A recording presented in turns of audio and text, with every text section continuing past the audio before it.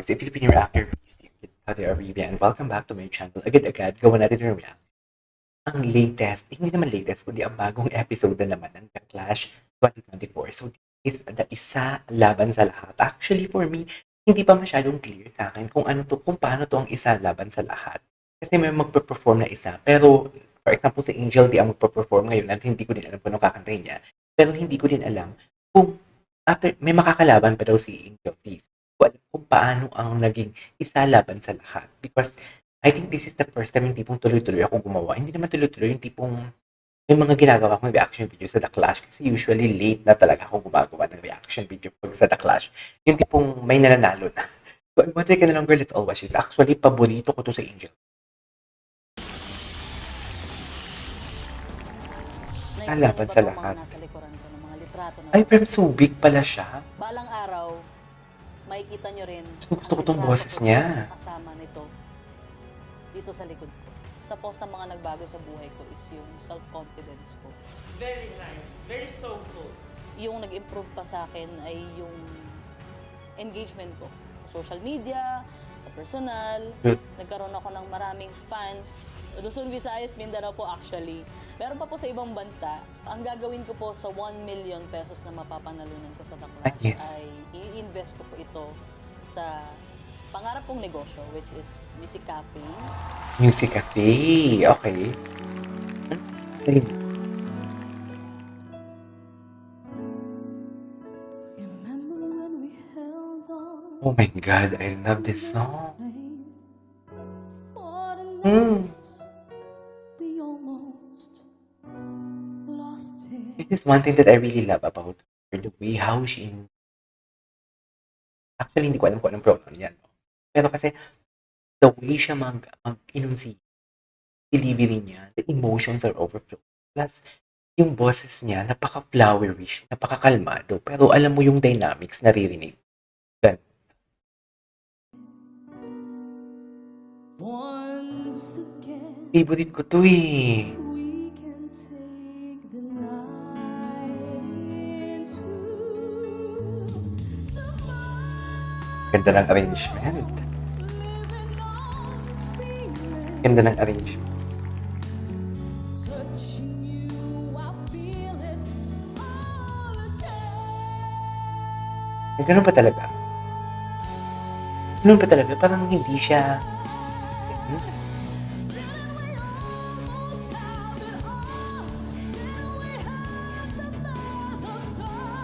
Wow. Oh.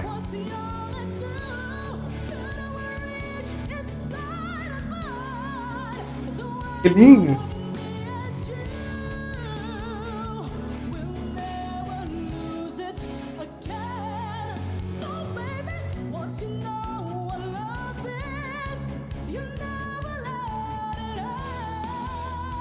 Score na ako. Ay, wow.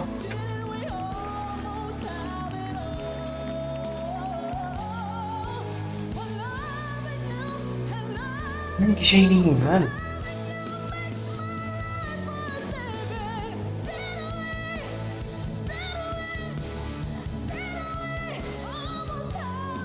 Oh my God, hindi man lang nagkakarak yung boses niya.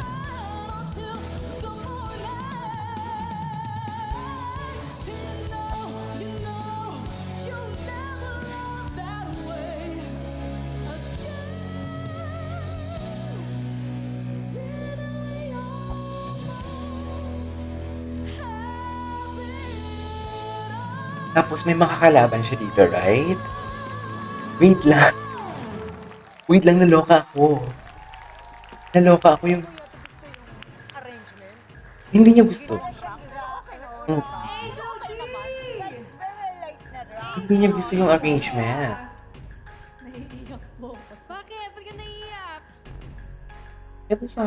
Namimiss ko yung daddy ko. If we Proud sa'yo, don't... daddy mo. Favorite ko talaga si Angel D, actually. Okay, Bago pa tayo mag-iyakan dito, tanungin natin. tatanungin natin ang ating Clash panel, ha? Para ma-uplift naman ang ating mga energy. So, Angel. yes. Sabi ko nga sa kanila, parang ngayon lumalabas na talaga yung boses mo. Kasi Mm-mm. parang dati, parang medyo nahihiya-hiya ka pa eh. Ngayon hindi na. Pa. Kagaya nitong kanta mo, didn't we almost have it all? Sabi nga sa Tagalog, di ba, na halos nasa atin ang lahat. Kaya lahat naman ay parang naibigay mo rin sa amin. Sa tono, sa ganda ng boses, sa pagkakabikas, lalong-lalo na sa emosyon. Kaya para sa'yo, Angel, The emotion. sintado mo lahat. Isintado mo lang. Yung emotion niya nga talaga yung gusto kong saan. Ako naman, hindi ako nag-agree sa sinabi niya na ngayon lumalabas na yung boses mo. Para sa akin, dati Dati pa pa. man, na-manifest mo na sa amin na talagang eto yung boses mo. Powerful at saka malaki ang range ng boses mo. Ngayon, kasi honestly for me, I do not take Whitney Houston songs lightly. I mean, I consider her songs, kumbaga, very sacred for me. Ngayon, sa performance mo, I Kaya hindi niya nagustuhan. because it's a Arrangement. different kind of arrangement. Kasi para siyang ang approach, para siyang rock. However, may however. Oh. Para lang hindi ko lang siguro ma-jive yung song na Didn't We Almost The rock. sa rock. Mm-mm. Hindi lang siguro ako True. makatanggap kasi nga Whitney Houston song eh. Whitney Houston song eh. But anyway, great performance. Pakinggan natin si Christian. Thank you po. Nagsasalita ba si Christian? Okay, klaro naman yung pagkanta mo, malinis. Despite malinis yung pagkanta mo, ang hinahanap ko pa is yung bato pa ng boses mo. Kasi kahit na malinis yung notes, parang pag tumataas yung notes, mas humihina. Talaga ba? Sumisigaw talaga. Especially in a contest. So, Parang hindi naman hindi Christian. ko naman sinasabi na dapat laging ganun. Pero when you started, eto na notice. Hindi niya naman ito started sinasabi. thinking Okay. you're soft, talagang nagpo-project agad. And then kapag tumataas na, parang lumiliit. Because you're playing it safe, Safely. para ma-hit mo yung note, which is good. Pero siguro ask pa Miss Jai kung paano pa you can still hit the note na stable as you did kanina. Pero Talaga ba? bumubo ka. I'm so sad. Thank you po. Thank you, Clash Panel, and thank you, Angel D. I'm so sad. Isang importanteng desisyon ang kailangan mong gawin. Sino makakalaban niya? Ito nang pipili siya ng kakalaban Mula sa niya. mga Clashers na maglalaban-laban tonight, isa ang matatanggal. Ang tanong namin sa iyo, isa sa kamay mo ba ang pagpili ng makakalaban mong Clasher o I-randomizer. hahayaan mong randomizer ang pumili? Ako ang pipili. Ay, wala siyang tiwala kay randomizer. Angel D ang pipili. Sino kaya ang mahinang nilalang na akala ni Angel D? Matapang na. Kaya naman Angel D, oras na para pumili. Sinong clasher ang kakalabanin mo? Ang kakalabanin ko po ay si Sa pagbabalik. Chris. Molly. Ay, si Molly. Ay, oh. Molly! Actually. Please join us here. Actually. Versus Molly. Bakit niya ginawa yun? Gusto niya siguro ma-challenge. Molly, ikaw ang susunod na magpo-perform. Ready ka na? Okay! Clash Nation, ang panabang performance ni Molly. Tutukan yan sa pagbabalik Pagbabalikan. ng The Clash. Isa! Laban sa Okay, balik tayo mamaya. Eto na si Molly na. Rehearsal kami ni Itong Boracay pala si Molly. Naiiyak ako. Sabi niya kasi na parang, Your voice is so beautiful. tapos parang I was taken aback from that. Yung Boracay pala si I was Molly. 19 years old. Something happened. Yung right vocal cord ko has scar tissue. Hindi siya gumagalaw.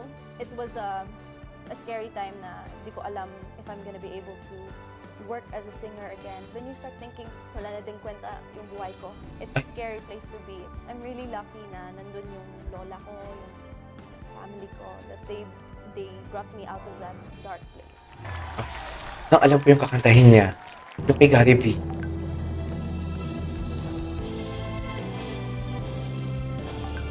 Yung kakantahin niya. Feeling ko yung kay Gary V. Take me out of the light. Ay nga. who have nothing. I who have no one. I told you had what you saw.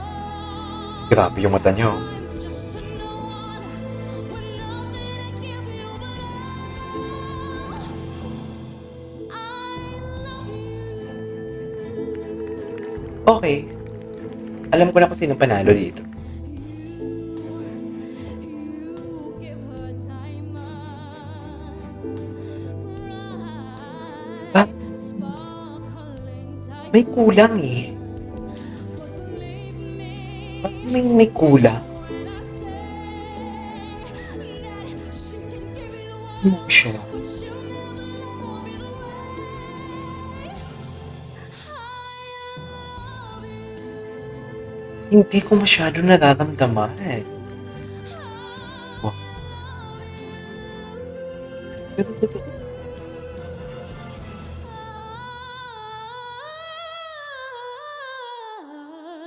Ay? Ay?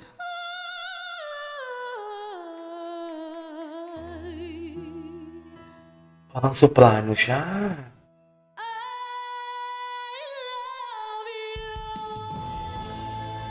Parang soprano siya, dear. Pakinggan natin yung comments. Malalaman na natin kung sino uuwi. Tama ba? Molly! Kamusta? Anong feeling na nakakanta ka na? Alright, tatanungin natin ang ating clash panel. Ano po masasabi niyo kay Molly? Go. Napag-utusan po ako na ako muna. Ganun yun eh, parang, sino. O sige, ikaw muna, wala pa. Okay. Ngayon ko lang narinig yung story mo about your voice. I'm sure ang hirap na nga nun nung narinig mo. Pero you being here sa The Clash, overcoming that is a blessing and an inspiration para sa lahat. So thank you for sharing that hard story. And now to your performance. Ay. Generally, ang na-feel ko dun sa performance mo na ginawa ngayon is you were really in it. It was very strong. Talaga? Talaga ba? Nako, Patay alam ka. mo, di ba ang kata mo, I Patay ka. have nothing. Hindi ako naniniwala because you gave us everything. Patay ka, Angel D. Lahat, pati sarili mo, and dahil nga dun sa storya mo, alam mo, lagi nating tatandaan, only God can take us from nothing to something, zero to hero, nobody to somebody, and never stop praying and be patient. Daming quotes. Yeah, Daming quotes I today. love Yes. the Lord. Thank you, Lord. I love you, the Lord. Daing baon. Daming baon na quotes. Isip-isip lang. Ako naman, ang gusto ko, you were able to bring out the May sariling mic si ano, depth of the si Lani. Overall, it was a good performance. Yun lang. Good performance. Thank you, clash. Kung malalaman na. Good job, Molly. Pero at this point, ikaw naman ang tatanungin ko. Sino Okay. ang pipili? Ikaw o randomizer? Okay, isa laban sa lahat. Randomizer. Randomizer. Alright. Randomizer, do your job. So, paano sila pipili? Paano sila pipili?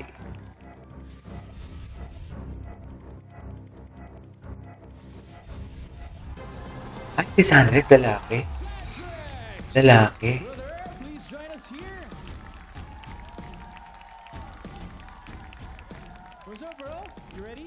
Ready. Ay, maganda din ang boses nito. Alex, ikaw ang susunod na magpo-perform. Kaya naman, sama-sama natin saksihan ang round 4 Pagbabalik. performance ni Zadrex sa pagbabalik Okay. ng Clash. Isa, laban sa lahat!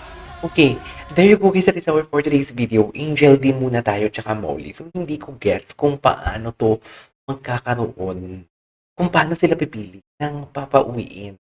Kasi from one first singer, second singer, third singer, fourth singer, magkakalaban nga talaga lahat. Pero paano? Paano nila pipiliin? So, ang pinaka-weakest dito yun. Akala ko kasi ang format is, okay, Angel D, ang pinili niya si Molly. So, pupipilian silang dalawa ng mga, hindi na ay ng mga, ano nga tawag sa kanila? Panel. Tama ba? Pipili sa kanila kung sino magaling. For example, si Angel D or si Molly, ang nanalo si Molly.